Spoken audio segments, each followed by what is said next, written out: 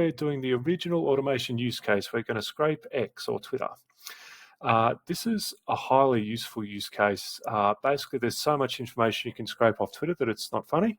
I probably don't need to educate you on that, so I won't. This using make.com and using Apify is got to be one of the easiest and simplest ways to do it, and it's not that expensive either. The use of Apify is very, very cheap, and the use of Make itself is cheap. And in fact, you can use free tiers for both of these items in order to be able to do this. So firstly, we'll just have a look at Apify. And basically, we have what's called an actor. We'll just, I'll just show you this one. Let's have a look. We're using actors, which are basically web scrapers that go out to the web, scrape the information you need, and bring it back into Make. So we're using this one here, Microworld's Twitter scraper. We'll click on that and just have a bit of a look. Move myself out of the way. Okay, so what this does is basically scrapes and extracts information from Twitter.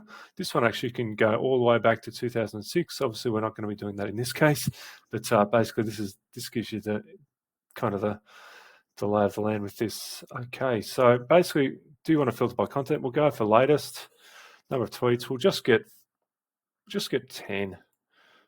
Just get 10. So we'll leave that as 10. We'll leave the retries as it is. We won't scrape the replies. Do we want to set specific dates? I won't worry about that. Now, I've actually chosen to scrape this guy, Liam Otley. He's a big YouTuber in the AI space. I'm a big watcher of his content, so I thought we might as well scrape his Twitter while we're at it. Run options, I just leave as the default numbers. We go save.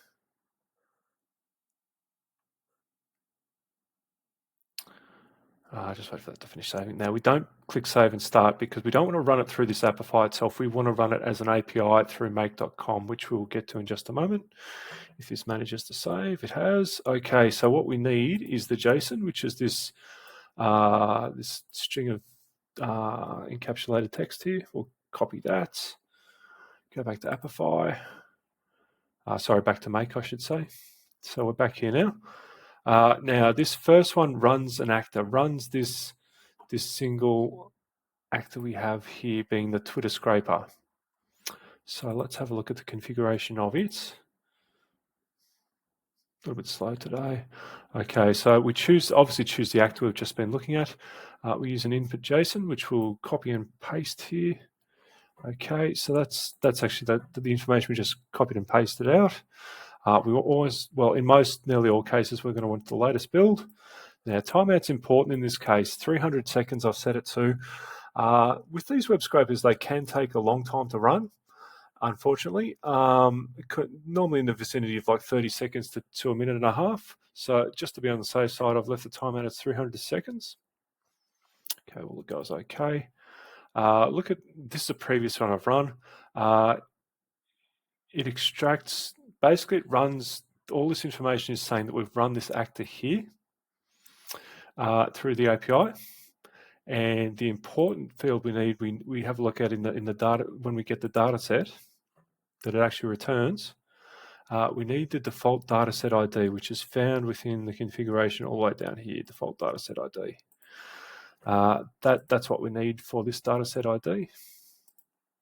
Don't worry about the data transformation format, leave that as JSON. Limit, I mean, you can set that to absolutely anything you need it to be. We'll go okay. And then we're going to pipe the information across to a Google Sheet. And we'll just have a look here and see what we can do. Get myself out of the way again. Okay, so we're going to select a individual spreadsheet from my drive. Oh, wow, there's a lot of information there. I'll actually just leave it at the spreadsheet I've got it sitting on at the moment.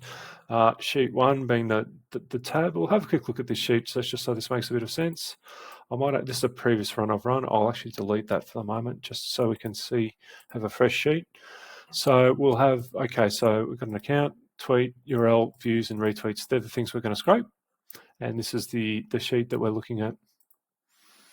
Okay, so we have, we're going to scrape the username, the full text of the tweet, the URL.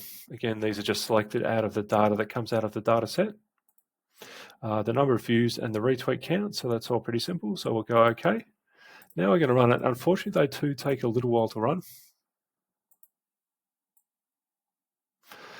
Basically, the reason is web scrapers are notoriously slow. They're waiting on the HTTP request to be sent back from basically the web server, and typically they do take a long time.